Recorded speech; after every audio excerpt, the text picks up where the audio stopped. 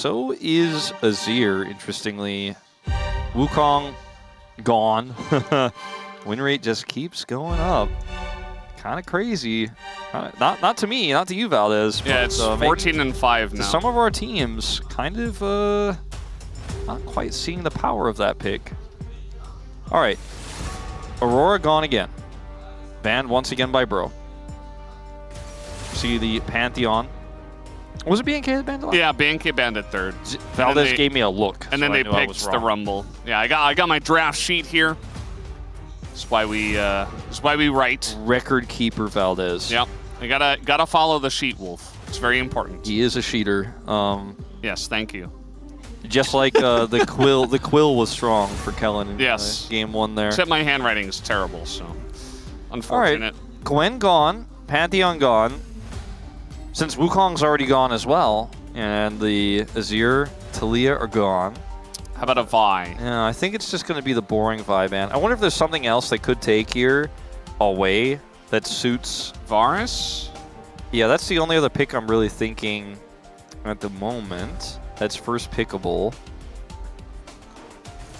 Okay, Sivir is going to be taken away. This is a call to say, ban Varus. Otherwise, you don't have Sivir to counter with it. I mean, those are two picks, the Nocturne and the Sivir, that give you a lot of power in neutral, setting up for objectives because of the wave clear and the global power of the Nocturne. So, and they're very good into Varus. Yeah, true. But they banned Vi anyway. So, imagine it's probably going to be Hype's Varus. By the way, Vi also a good tool into Varus. Yeah. They just banned it themselves. Yeah. See what the answer to the Varus will be. And before they just like first lock Xin Zhao.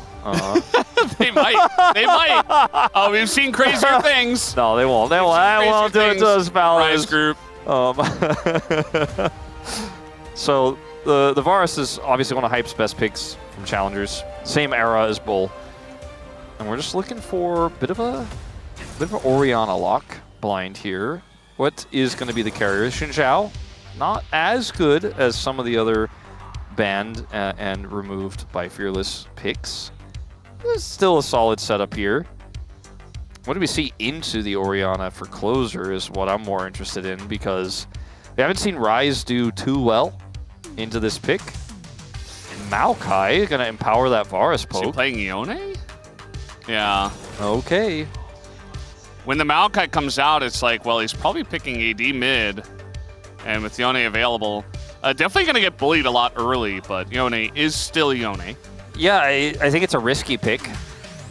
But Invicla's been performing well recently. So I do think that it's not without its cost. But it's a pretty straightforward draft here for Bro. They have really great setup for Yone in team fights as well. And the same with the Varus. Not on board with this one. No, I'm not gonna say I like that one. Okay, there's no setup for it just yet. I mean, you have Xin Zhao, you have Orianna, but you don't have a strong front line. You don't have hard engage. Yeah, I think it's purely just a lane pick, you know, just something that can survive. And Jin, in terms of power level tier list, certainly is something that we see pretty often nowadays. So I feel like it's more in that vein, which can sometimes come back to bite you because generally in Fearless drafting, especially as we get to Game 2 and Game 3 and further in Best of Fives, the composition is what matters most. But in this case, just going to pick it to survive the lane. We do see the Scion bans. No Trundle is around, and it looks like Clear doesn't want to play that, so they're going to take that away from Morgan. Alistair continues to be banned. Yeah, Alistair bans. The Scion ban is interesting. I'm trying to figure out what they think is going to be the best frontline pick to dive in with this Orianna to give the Jhin the agency. And I'm coming up with picks like Camille for some reason, you know? And I suppose maybe that's why we see Cassante and the Ornn ban. Like maybe Clear is playing Camille here aggressively. Maybe he's playing Renekton in this situation. So tricky to get value out of picks like that, though, that need to close a gap when you're playing into Maokai. Yeah. And that's part of why I don't like this draft, because Jhin is fine into Maokai because he's not going to get rooted. He's not going to care, but you need your frontliners to be able to get up in there so you can Jhin it up. and that's the Renekton ban. So perhaps it's Camille they go with here. It would be, of course, Blind. Ambessa, similar idea. Yeah, Axe has his backlines, you know. As long as you can hit the Varus and Hype doesn't flash, you're going to be feeling pretty good. It's blind, though, and it definitely can be punished, and also it doesn't feel very reliable. No. But in terms of counters, I mean, there's not a whole lot here. Could just be like a Jax. I was going to say even a Gnar doesn't feel that bad in this draft. But they have now two fantastic engage melees here that can follow up on a Maokai ult. Man, the Jax matchup into this Ambessa feels pretty good. And oh, this gives them such an edge in terms of team fight setup.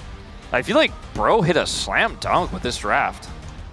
There's like nothing really about this draft that I dislike. There's really not many holes. I do think that the Bard is a very good choice into what they are looking at.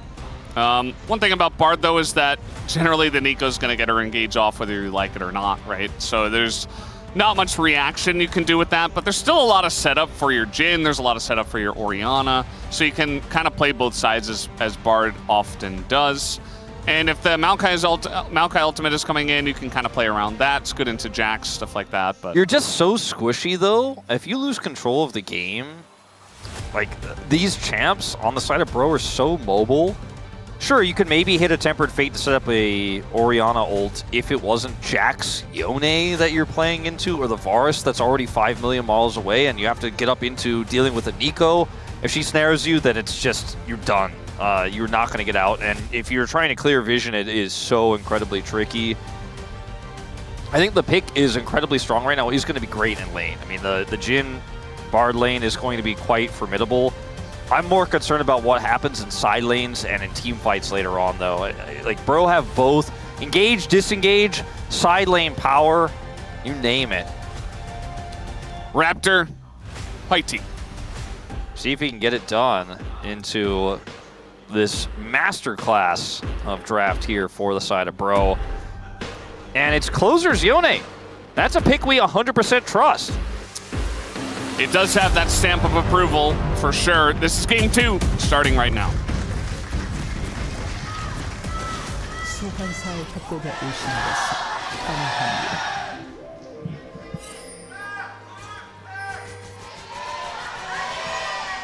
미니언 생성까지 30초. All right, game number 2 on the cards here. BNK want to repeat the performance of last week and pick up the 2-0. Whereas Bro obviously want to do the exact opposite.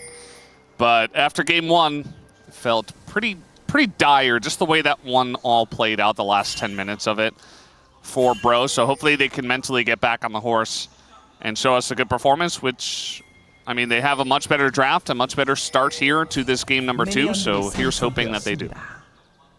Yeah, speaking of horse, Rel, gone. Well, it was a small nerf. Rel disappeared, yep. But she hasn't seen. We have not seen her today. I still think she's viable.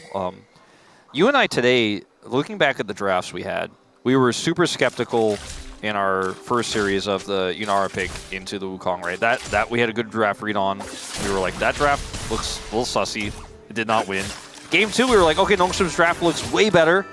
They arguably should have won, but did not win. And then in this first, game in this series, we're like, okay, looking good for the Yunara, it works out. And this game, we're kind of worried about BNK. I wonder if this is going the 5-gamer that you and I predicted at the beginning of the day.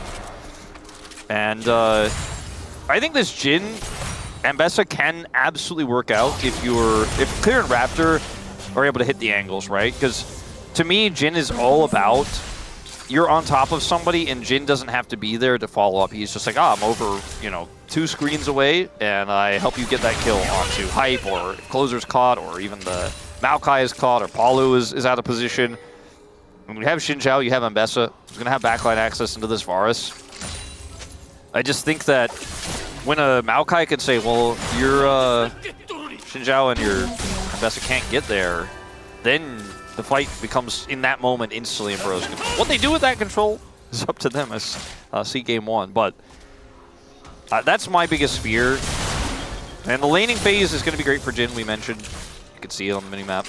It's going all right so far. Yeah, it's a good response in Navaris for that lane. You were definitely skeptical and had a right to be based on what we saw in the first 3 picks, but feels like they rounded it out enough, you know, in the draft.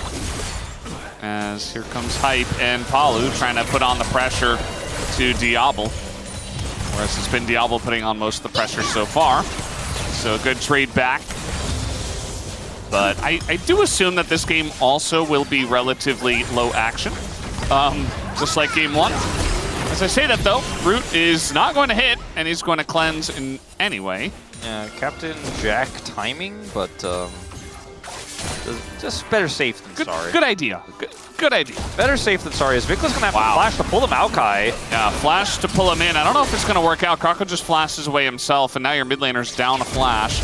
And speaking of which, we're getting in on Apollo, as now Diablo isolated a little bit, but he's just okay with the E coming in from the Varus. Not enough damage. Root comes in on a Hype, but no follow-up here. Kind of a ring around the rosy first blood for the side of BNK. That was super weird. Ultimately, Palu does go down, but for a moment, it looked like he might somehow get out there. And they're not able to trade back the kill. Mid lane, you mentioned it straight up, straight away. The early level is going to be pretty tricky. And he didn't go back on the spot where Yone snaps back, so he just kind of annoys Closer as Closer gets away. Clear? Clear? I think he should be okay, but certainly dashing into Counter-Strike range of the Jax can be dangerous. Now he is greeting for some CS. He's gonna drink those potions, those cookies, and he will be okay. But he'll be fine, but scary. Very scary, as you mentioned. It's going to be a massive wave crashing. They do have, you know, their jungle on the bottom side of the map, so Clear's probably starting to feel sweating a little bit here, but I'm not sure if he had vision in that brush or not. If he did, at least he'd have that safety. It's actually Jax's word you can see now in this replay. As this is a cool idea here from Vikla, because Kellen's coming over. The rotation a little bit faster, this actually works out. And then on the bottom side of this fight, it gets a little bit weird here, as Paulo is the one who's engaged on. Diablo actually hits him, then gets the force shot, so much damage. Apollo actually almost gets out. Hype's damage is like so close to killing Diablo. So the setup there, I think, not too bad for BNK, but it backfire. Oh, sorry, for Bro, excuse me. Did backfire just slightly. Yeah. Keep in mind that in the draft, they could have easily picked their support first and said, okay, we're going to get counterpick for top lane, right? It was kind of cool to me that they actually kept counterpick for Kellen. You know, they wanted to make sure 100%. It's something that I feel like shows a lot of confidence in a player, you know, when they're able to do that, especially like a support player, because I feel like that generally only happens for like Keria. Not Delight, because he always just plays engage anyway. Yes, I mean, sometimes you'll see Delight get counterpick. Yeah. You know, especially if like Poppy's open and he wants to kind of suss it out. But I do agree, it's a little bit more rare for Arise group teams. And given the fact that they wanted to play Ambessa or some sort of hard engaged top laner for this Jhin comp anyways, it feels like with the bans that were there, you weren't going to have too much trouble with the Ambessa. Like, the Jax is a skill-based matchup where it's not necessarily about the fact that Jax counters Ambessa, it's just how well does it get played out. So far, they're relatively even up there. This Yone pick is starting to become a bit scary. It's still down in gold right now, and Vikla has piloted the early laning phase well, but you know, now he can kind of fight back. He will be starting to make an impact soon. Clear. I mean, he is walking a tightrope in this game. He's going to engage a Raptor. He's going in on a Krako. Raptor is here. And in goes the Raptor on a Krako himself. TP is coming in, but that's going to be very slow from a Bard. Might not matter. It's just a straight up 2v2. Oh, that's totally going to miss. And now the Counter-Strike comes in. And yes, Kellen will arrive, and it looks like they should be able to trade it back as Kellen steals the kill, unfortunately. Definitely didn't want to, but still, it's a trade 1-for-1. Kellen did have to TP. Yeah, that's a little bizarre there, but ultimately it happens when you want to secure the kill. You're hyper-focused in that moment. Diablo is... He still has cleanse, so he's going to be fine no matter what. Nice sights. Just dodge. Yeah. But, I mean, that topside play was super risky as Closer... Nice. Oh, get him out of there. I'm stealing your play-by-play like in these moments. I was like trying to make an analytical point It's about fine. the topside fight. Chronicler was play-by-playing last week, you know, like, we're having our fun. Yeah. You can get in there if you want. But I really wanted to go back to this play here is Clear. You know, his communication with Raptor in this moment is, I have an angle, come up here, and then Clear hits the tip of the ultimate. The problem is that Croco can actually use this wave to taxi away, buys a ton of time, has a really nice smash there. Then that W misses, the sapling slows. Like, everything goes so well for Croco. I mean, he plays it super well, even dodges there. Kellen's Q. But I gotta applaud the play in the turn there from Clear. It was really nice. It just ultimately didn't matter that much. Yeah. Because Croco played it so well, and then Bard stole the kill, so it's a win for Bro, but I liked how Clear was thinking on that one. Yeah, he did a great job. That's how you gotta play on Bessa. You gotta be playing on a tightrope, essentially, at times. And it can be very anxiety-inducing. Kellen's over here. Just clearing out vision. They're gonna get the one grub. Grub's not having a very big impact in some of these games that we've seen. It's pretty good for Jax. He already has 2. As Vikla, be careful with these. He's just walking the line. Will end up getting the favorable trade. Valdez. Bro and Brew, what are you drinking over there? It's my second peppermint tea of the day. Second peppermint tea. Yeah, I'm often a chamomiler, believe it or not. Yeah. But, I don't know, I'm feeling peppermint today. Got a little, you know, cold that I'm recovering from on the very end of it, so I wanted to get some tea. And it's working well for me. It's a good idea. I had the feeling, as you and I both agreed at the beginning of the day, that it was going to be a 3-gamer this series. Starting to feel a little bit less sure about that as this game goes on, but you just never know. Sometimes the drafts don't matter. Like, sometimes you can look at a draft and be like, wow, that's a giant gap. Like, we were worried in game 1 with the 5-0 Trundle. We're like, oh, we just talked about how this draft was so good for the side of BNK, and now, even the specific matchup, the Trundle is, like, popping off, and then it just didn't matter. Part of it is that it's a Trundle with 5 kills, and, like, what is that even going to do? Especially when you're playing against Wukong and the comp that plays around it. But, yeah, you just never know. Like, yes, Bro got a really good draft, but they still got to play it well. I'm not convinced just yet.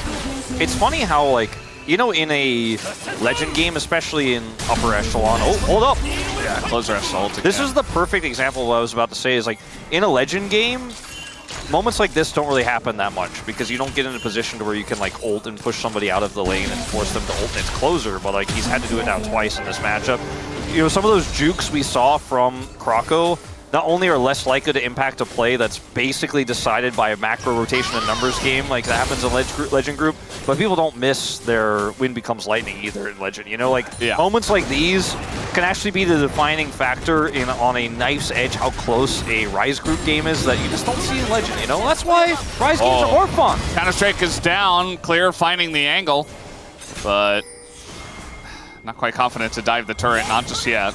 Yeah, not even confident to grab that plate on his own autos. We'll let the minions do it. Shield, very powerful. Going back in is Morgan. He's going to run out of his Counter-Strike. And guess who's here again? It's Kellen. He's got Ignite. He does. He's absolutely going to try to go in on this one. The auto comes in, and the flash has to be used. I mean, that's so many plates now going over to Clear, though, from the play. Look at the positioning of Vikla as well. He was ready to fall up. They had tons of vision. Oh, man, even gets the deny. That's such a Bard play, by the way. It is. And look at the vision control over the top side of the map. Like, they know that they can actually go this far for this. Kellen knows he can absolutely follow up, get that deny on the back, look for the kill. Maybe when they couldn't use this back, but yeah, that's such a Bard move. Yeah. Just baiting them into using their abilities, yeah.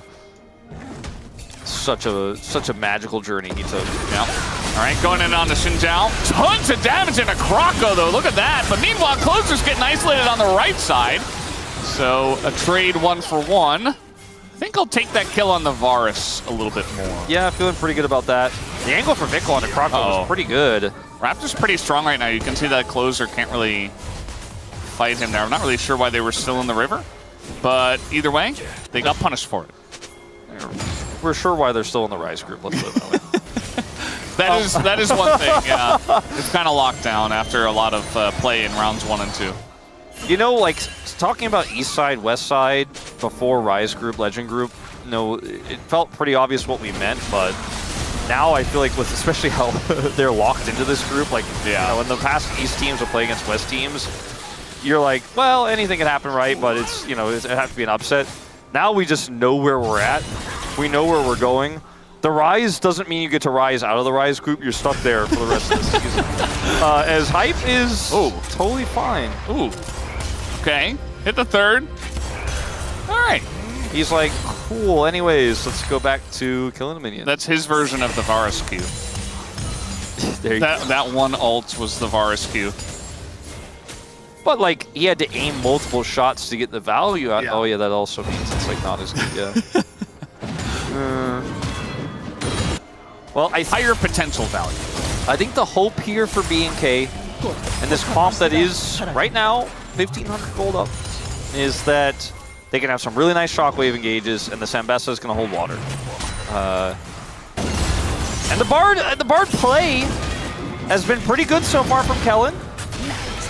Yeah, Morgan gonna get ulted here. No counter-strike goes in for the ult. It's a very close one. We got Raptor on the way, but it might just be a one-on-one kill. It's clear. One more auto would do it, but he can't quite make it happen. Yeah, a little hesitation there. Morgan is fighting with components, and Clear had Eclipse, an additional longsword. So, I think, wait. No way. No way! Well, he hit that one. He hit that one, becomes lightning.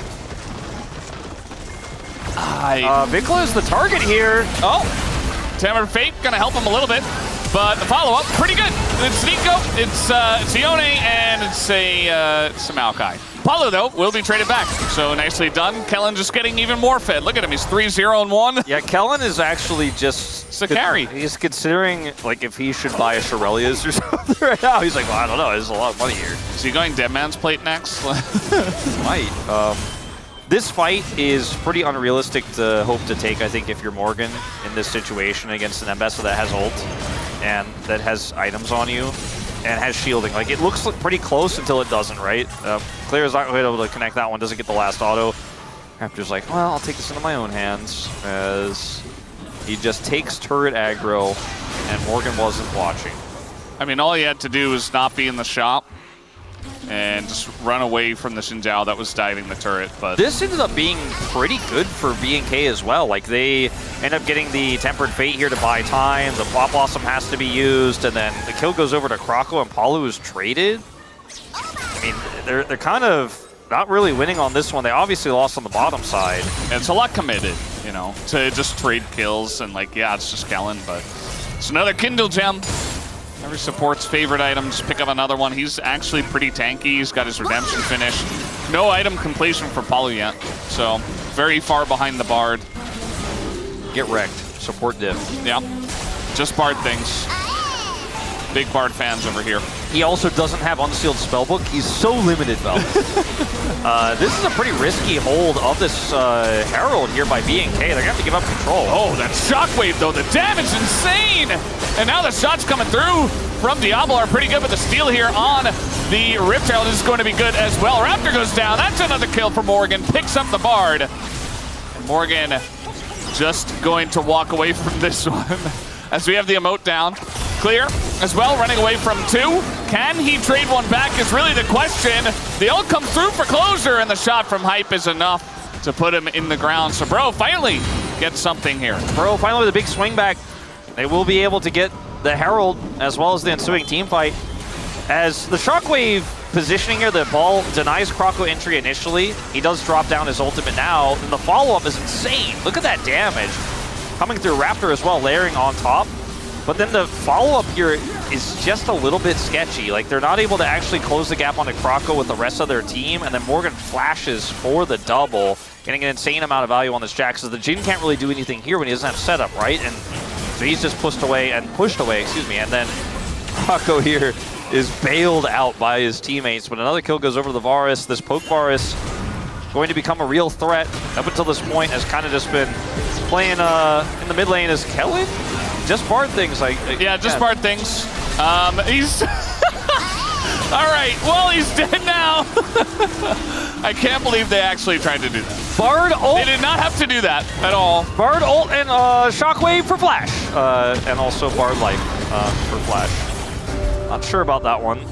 It did look cool. It, in theory, was going to be awesome. If there's one person, Instead, it was that. If there's one person in the world who approves of it, I bet it's Barrel.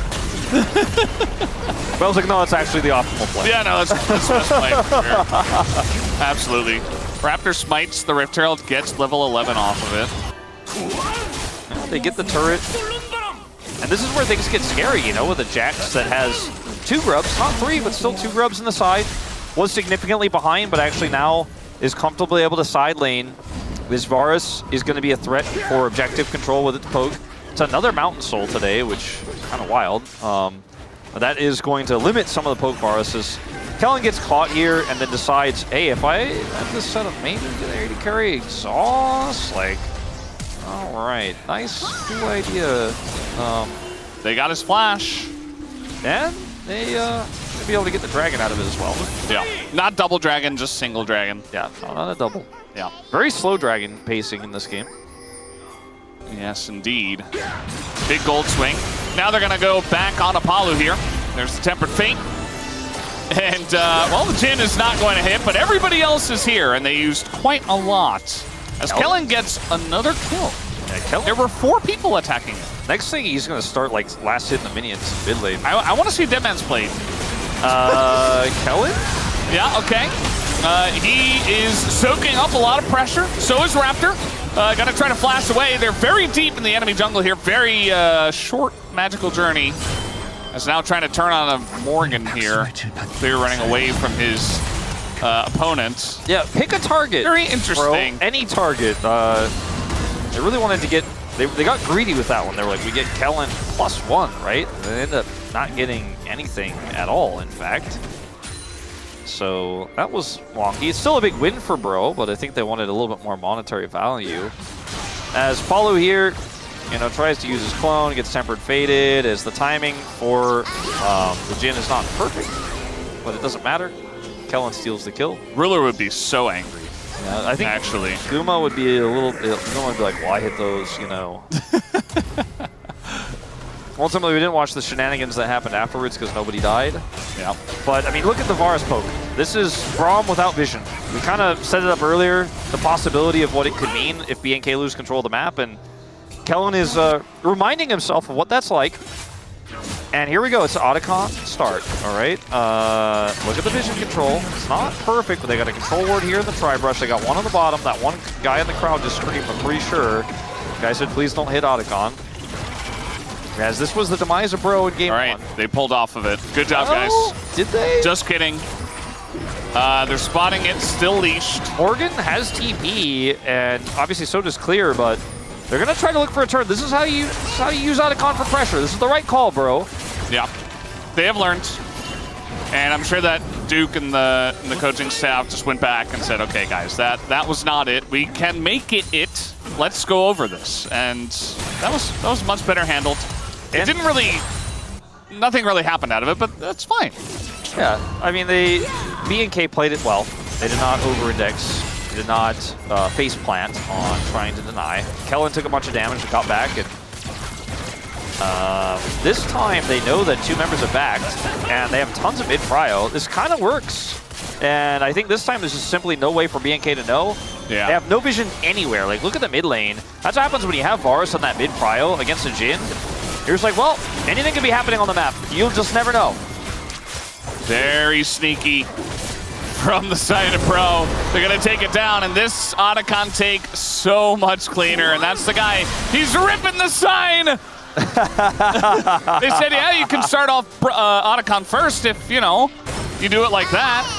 I love the fan, like we're weaving in fan narrative into the game. It's great. The fan interaction in the broadcast, really good. I do enjoy a smart Otacon from time to time, Valdez. Yeah. It's not always risky. You just got to know how to handle it, how to set it up. Ellen's on a weird flank here, which could either be incredibly powerful or could be a big problem for him. He is going to magically journey his way back towards the rest of his team instead of looking for that play. Ult here from Varus. Yeah, this is onto a Xinjiao, so Raptor just holding onto his ult for very long. Now he's going to use it, but still a lot of damage into the Xinjiao as Kellen is just dead. Clears here on the flank, and there's no one really to follow up on it as he is very alone. Is going to ult on it. Does actually a ton of damage, but that was just to the Nico. So, bro, nice setup here. Should be able to get the Dragon. So Kellen went back on the flank. It didn't work. I was a little bit worried. He's got his Mikhails now with all that gold he picked up. That's relatively useful in this game, but didn't have it for that fight. Didn't have it. Wouldn't have saved him in that situation, I don't think, either. But ultimately, this is a big win for Bro. Their second Dragon of the game. Morgan going to grab a whole turret as well. And the Jax that was bullied in the early game now has 4 kills. Prediction not correct there. Not everyone can be Chronicler hype, but it's a good angle he took either way. Like, this fight here is so well played from Bro. Forces Raptor to ult early. And now they have the Maokai ult to follow up, so no one can punish the fact that Crescent Guard is here. They just cannot get in there. Hype is putting so much damage, and the Kellen is like going in. And he didn't have ult, actually, according to our UI. Not 100% sure if I trust that, but either way, he did not get anything out of it. And down he goes. They win the fight. They push Raptor away. And it's all off the back of Hype, setting up that first play with his ultimate, Chains of Corruption. Yep. And maybe the 5-gamer is upon us, Valdez. It does feel like, you know, a lot of predictions are coming true today. And that one might be one of them as well. You and I predicting the 5-gamer, just expecting Life Esports to take the 2-0. They almost didn't, by the way. Game 2 was extremely close. So they got it, though, and then now it's looking good for Bro here in this game number 2. They've got Otacon, they have the first Mountain Drake, and they've got a pretty healthy gold lead. And it doesn't really feel like BNK are on the same page. Now we're going to have another Bard gank, as that is a very nice binding, but you can see they're still pretty apprehensive about this. If you're going to go for this play, this is a good timing, as there's no Baron at the moment. And I think eventually Morgan just gets kited out, although he is very strong. Temper Fate. I don't know if that's actually helpful. Like, they're buying more time, actually, to get more value top Oh, side. the ult's going to miss. Morgan is going 1v4 at the moment. He does finally get taken out. The kill goes over to Raptor. They get 2 and they innings for gain this. over 2 kills. Not worth. No. Hashtag. No. Although, a little bit of bonus. A little BNK bonus here at the end. That's what we call a bonus barrier. Yeah.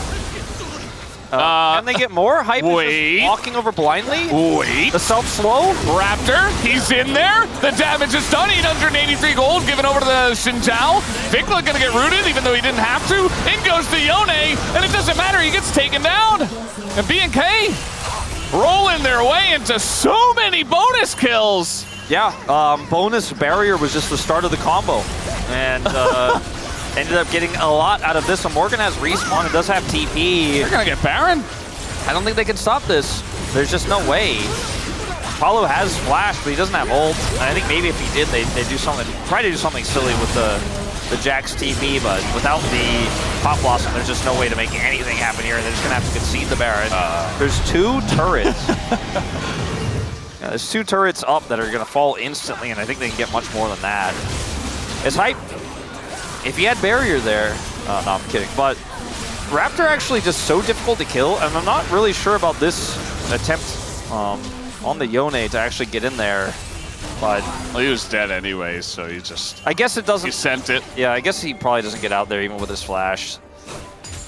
And if he does get 2 kills there, it's great. He doesn't have his ult for a little while here, but I guess with Baron just going for free, it doesn't matter. As Diablo is large, as the production is pointing out. He's big. Is he in charge, though? I would say yes, as the only deathless person on the Rift. I think that qualifies him to be in charge. Yeah. Currently in charge is Diablo. And he's waiting on that IE. If he can get that with how in charge he is, I mean, he's still behind on golds compared to the Varus, who has 3 items completed. Obviously, the Lethality items are cheaper, but... I also think there's still some compositional issues here. Like, he's played incredibly well despite not having a lot of easy setup, and he's been in the right place at the right time so many times. You've had that skirmish in the early game that went his way. Everything that he's done has been, regardless of comp, like draft aside, really, really intelligently played. Just don't know if at the end of the day it's going to matter on some of these big team fights, because they got those kills, they got Baron, but they haven't broken open the base. They haven't even gotten really Brio on the map, you know? And yeah, that's what I'm a little bit concerned about here for BNK. Well, it's just a little bonus Baron, you know? Little stimulus pack. They just get like a little influx of gold. They flip it around, you know? They got that top turret. And mid turret, almost. Ooh. Almost. Click on that turret. How much health has he got? 17. I don't know, actually. I'm just guessing. I was like, where'd you see that? Oh, I've got my in-game PC right here. No, not quite. It'd be insane if it's actually 17. Somebody out there, let us know. I mean, now it's possible to check, right? Bro, just gonna 67 was the. I got the 7 right. Yeah. I just couldn't see the 6. It just slipped a little. Yeah. Oh! Let that turret be Diablo. Sometimes I just want to take little clips of our voices and put it in a soundboard. Like, that sound is something we need on a soundboard. At least D-Sun was able to get us the update right before Diablo ruined everything. Yeah, but he can do that because he's in charge, and he has an IE also, now. Also, very important, Ox just updated me. It now has 0 HP. Ah, yes. So, thank you, Ox. Does it have 0 HP if it doesn't exist? Yes. I don't know about that. What do you mean? Because if you go to 0, you cease to exist. Okay, so if the turret was dealt exactly 67 damage, yes, then it would fall to 0 destroyed at 0. But if it goes below 0, it's destroyed, but the value would be negative.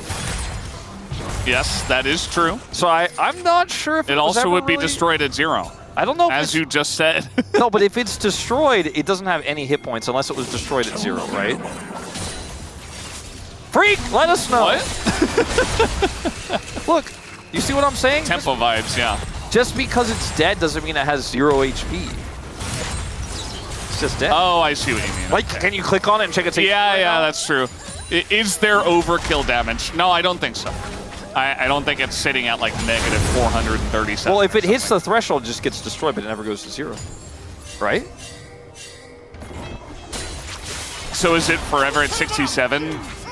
Well, parentheses destroyed. I mean, you know, if the attack there, which it definitely did more than 67 damage from Diablo, like that was its last known HP, yeah.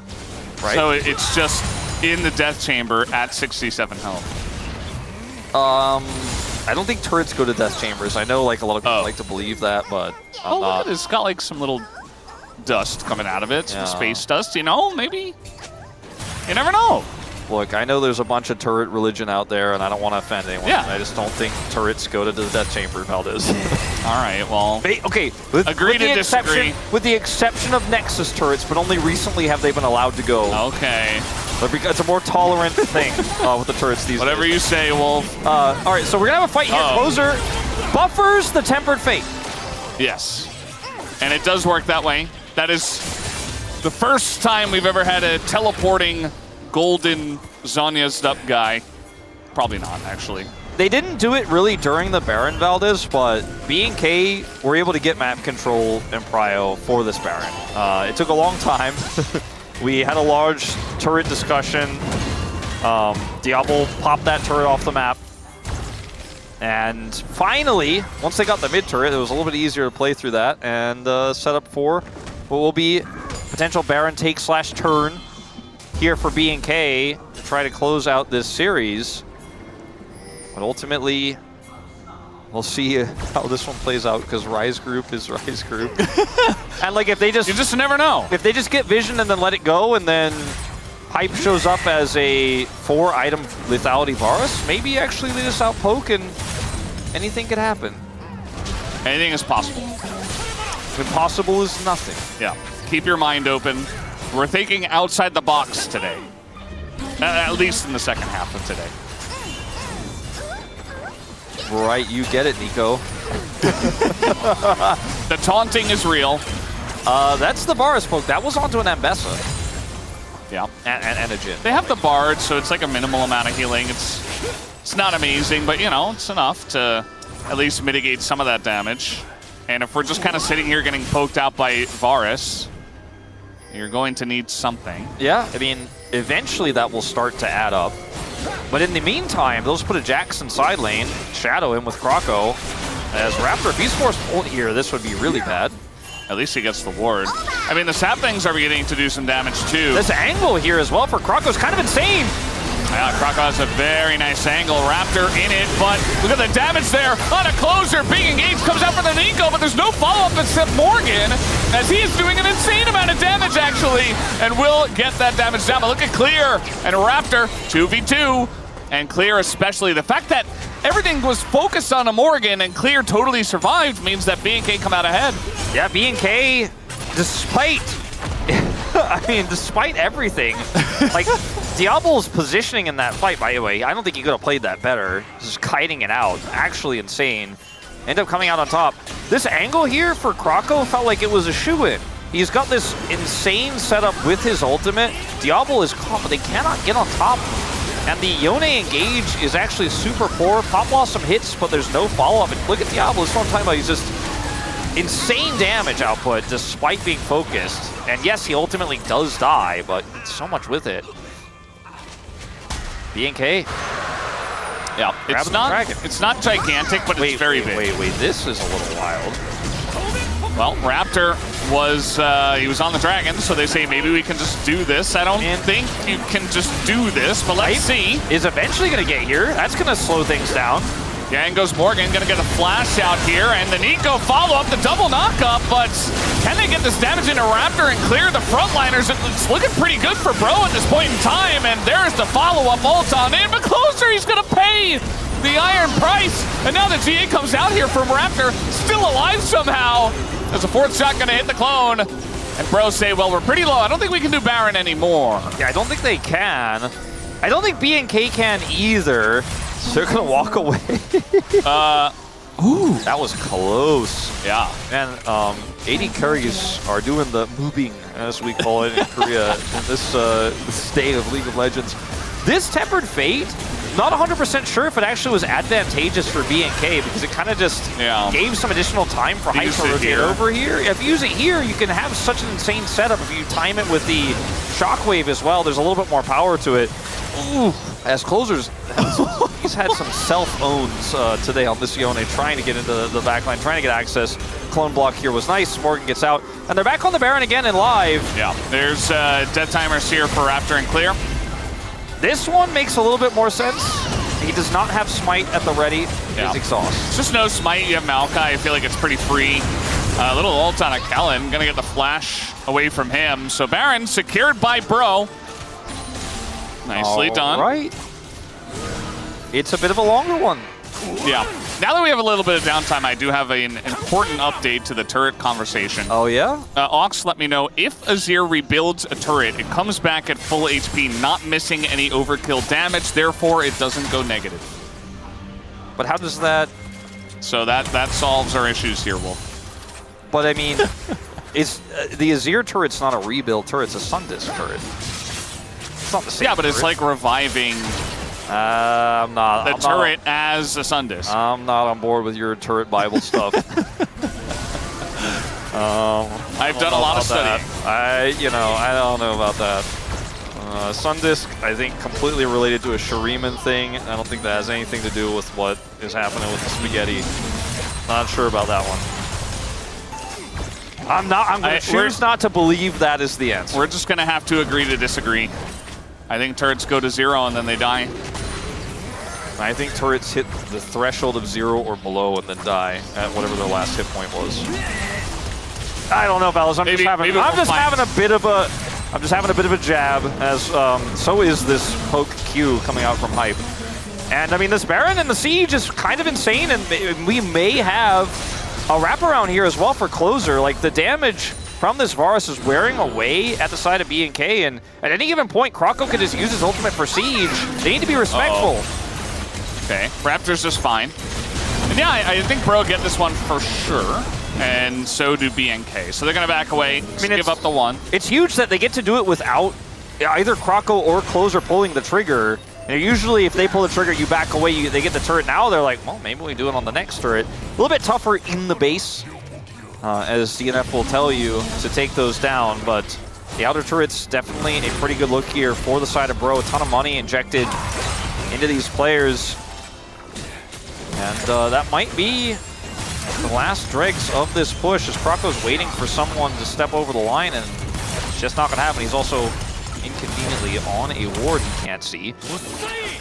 Yeah. And I guess that's the end of it. This game will continue. Bro, they have just enough time to reset and head back over here, use the last of their Baron buff to grab Prio for what would be Mountain Soul. Yeah, that's where all the eyes should be at this point in time. Bro on Mountain Soul points.